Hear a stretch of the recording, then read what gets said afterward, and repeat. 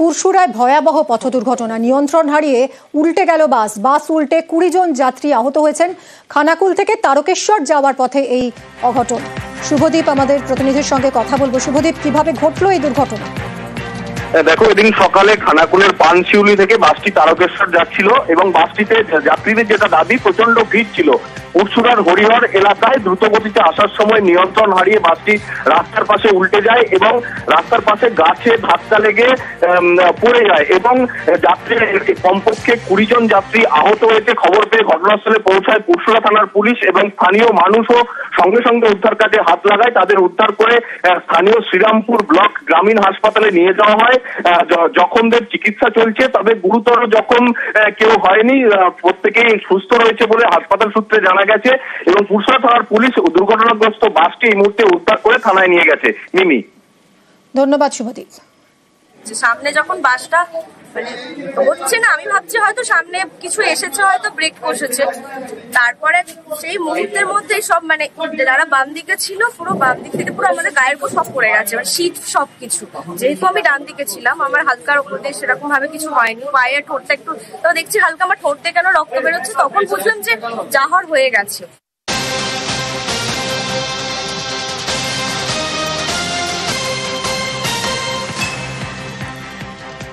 ট্যাবের টাকা গায়েবে এবার শাস্তি শুরু। ট্যাবের টাকা চুরিতে পদক্ষেপ শুরু রাজ্যে। 3 শিক্ষকের বিরুদ্ধে বিভাগীয় তদন্ত শুরু।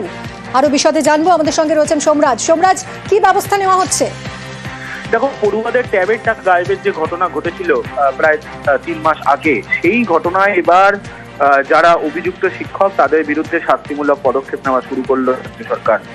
ট্যাবের টাকা গায়েবের ঘটনায় ইতিমধ্যেই 3 জন শিক্ষকের বিরুদ্ধে বিভাগীয় তদন্ত করার প্রক্রিয়া শুরু করা হলো। ইতিমধ্যেই ওই 3 শিক্ষককে শোকজ করা হয়েছে বলেই জানা যাচ্ছে।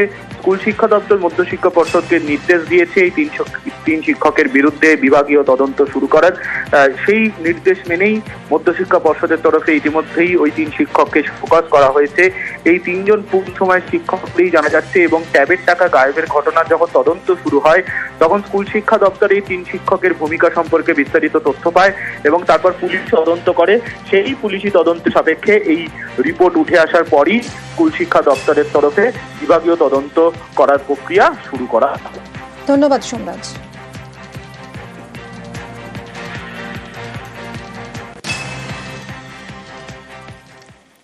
রাতারাতি জমির চরিত্র বদল করে দখল। জমি দখলের অভিযোগ নেতার বিরুদ্ধে। কলকাতার লেদার কমপ্লেক্স থানা এলাকায় এই অভিযোগ। কল্যাণ, আমাদের প্রতিনিধির সঙ্গে কথা বলবো। কল্যাণ, একটু যদি বিশদে জানাও কি অভিযোগ করা হচ্ছে। একেবারে মিমি, জানিয়ে রাখি, এই যে এলাকার কথা আমরা তুলে ধরছি, তারদাহ এলাকা, সেই তারদাহ এলাকা কিন্তু ওয়েটল্যান্ড অর্থাৎ জলাভূমি, আর সেই জলাভূমির ওপরেই কিন্তু মানুষ সমান পাঁচিল তোলা হচ্ছে। তারই পাশাপাশি যে সমস্ত জলা জমি রয়েছে, সেই জলা জমি একদিকে যেমন দখল করা হচ্ছে, তারই পাশাপাশি চাষযোগ্য যে সমস্ত ধান জমি রয়েছে, সেই ধান জমিও কিন্তু নষ্ট করার অভিযোগ উঠছে এলাকার তৃণমূল নেতা গৌতম মণ্ডলের বিরুদ্ধে। এই ঘটনা নিয়ে এলাকার মানুষজন যথেষ্ট আতঙ্কিত। তার কারণ হিসাবে বলছে, রাতের অন্ধকারে তাদের বাড়িতে বাড়িতে গিয়ে হুমকি দেওয়া হচ্ছে। রাতের অন্ধকারে জেসিবি লাগিয়ে এই সমস্ত এলাকা থেকে যে সমস্ত ধান জমি রয়েছে, সেই ধান জমির মাটি কেটে নেওয়া হচ্ছে। মাটি কেটে অন্য যে নিচু জায়গা, সেই জায়গা ভরাটের একদিকে যেমন হচ্ছে, তারই পাশাপাশি এলাকায় কিন্তু বিশাল পরিমাণে পাঁচিল তোলা হচ্ছে। মানুষজন প্রতিবাদ করতে গেলে তাদেরকে হুমকি দেওয়া হচ্ছে বলেই কিন্তু অভিযোগ উঠছে। আর এই মূলত যে অভিযোগ, আমরা দেখবো একজন জমির মালিক, তিনি কি অভিযোগ করছেন।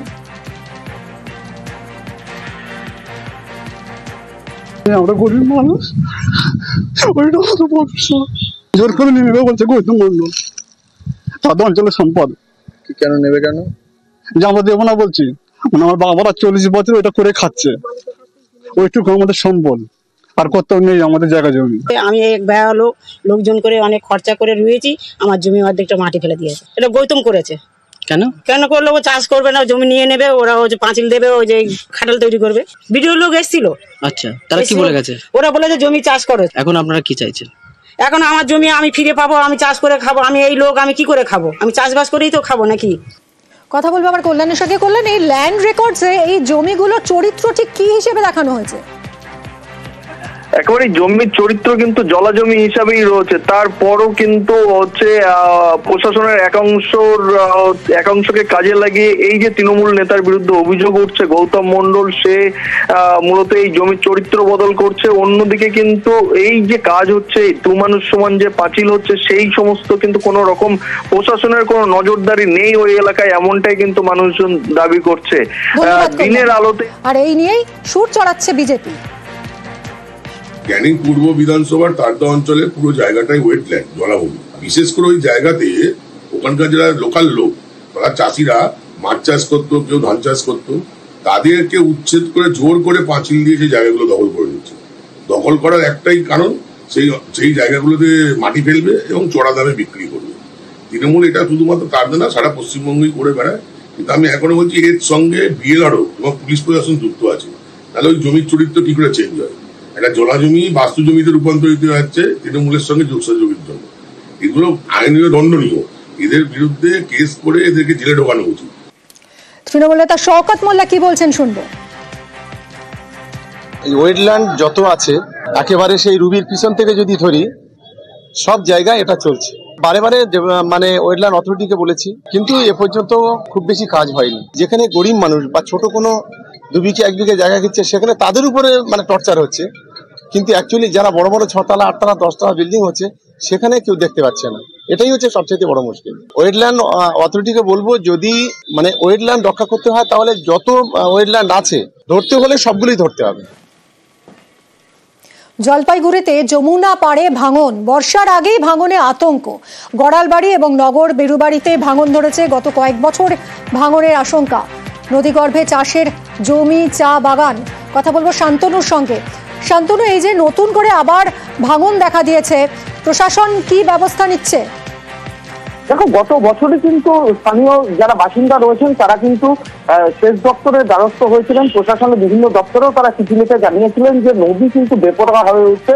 ইতিমধ্যেই বেশ কিছু চাষের জমি, চায়ের ক্ষেত, পাশাপাশি বাসযোগ সবই কিন্তু নদীগর্ভে বিলীন হয়ে গেছে গত বছর।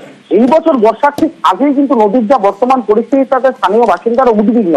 তাদের বক্তব্য যে নদী যেভাবে এগিয়ে আসছে তাতে কিন্তু গ্রাম সংলগ্ন যে সকল ধর্মীয় স্থান রয়েছেন সেগুলোও কিন্তু ক্ষতিগ্রস্ত হতে পারে। পাশাপাশি একাধিক চা বাগান যা একেবারে নদীর কাছাকাছি এসেছে, অর্থাৎ চা বাগানের কাছাকাছি নদী চলে গেছে, সেসব চা বাগান, চাষের জমি, বসত বাড়ি সেগুলো রক্ষা পাবে কিনা সেই নিয়েও কিন্তু আশঙ্কার একটা পরিবেশ তৈরি হয়েছে। বাসিন্দারা উদ্বিগ্ন। ইতিমধ্যে প্রশাসনের দৃষ্টি আকর্ষণ করেছেন তারা, এবং বিষয়টি জানার পরেই কিন্তু জেলা পরিষদ একটা সিদ্ধান্ত নিয়েছে। আগামী মঙ্গলবার তারা জেলা পরিষদে একটা বৈঠক ডেকেছেন। সেই বৈঠকে কিন্তু বিভিন্ন নদীর সমস্যা নিয়ে যেরকম আলোচনা হবে, পাশাপাশি আলাদা করে যমুনা নদীর বর্তমান পরিস্থিতি এবং এতে এই ভাঙন কি করে প্রতিরোধ করা যায় সেই বিষয়ে আলোচনা হবে। সভাধিপতি যেটা জানালেন, মঙ্গলবার আলোচনার পর প্রয়োজনে তারা কিন্তু সেচ দপ্তরের দ্বারস্থ হতে পারে। কারণ বাসিন্দারা উদ্বিগ্ন, কারণ বর্ষার আর মাত্র 2 মাস বাকি। জুন মাস থেকে কিন্তু উত্তরবঙ্গে বর্ষা চলে আসে। সেই সময় সেটাই দেখার। অনেক ধন্যবাদ শান্তনু। ভাঙন এতটাই বেড়ে গেছে যে প্রায় জমি নদীগর্ভেই চলে গেছে বেশিরভাগটাই। ঠিকই এই নদীর পাশেই বেশ কিছু বসতবাড়িও রয়েছে, এবং কি আমার নিজের বসতবাড়িও রয়েছে। ভাঙতে ভাঙতে এতটাই কাছে এসছে যে আমার নদী থেকে আমার বাড়ির দূরত্ব প্রায় 10 থেকে 15 মিটার। চা বাগান চলে যাচ্ছে নদীগর্ভে, বাঁশ বাগান চলে যাচ্ছে এবং আবাদি জমিও চলে যাচ্ছে। আর সব থেকে বড় কথা, আমাদের এখানে এই বারুণী মেলার মন্দিরের একদম মাঠের মধ্যেই প্রবেশ করছে নদী। যে কোনো মুহূর্তে আমাদের এই মন্দিরকে নদীগর্ভে নিয়ে যাবে, আমরা এই নিয়ে খুব দুশ্চিন্তায় আছি। এটা নিয়ে আশেপাশে জনগণ এসে বলতেছে, তো আমি এটার একটা ব্যবস্থা উপর মহলকে জানাতে চাই, এবং যাতে এটা নদীর এসে বোল্ডার দিয়ে বাইধে দেওয়া হয়। যমুনা নদীর ব্যাপারে আমরা সেচ দপ্তরে যেটা আলোচনা করবো, দেখি যদি কিছু করা যায় আমরা অবশ্যই দেখব।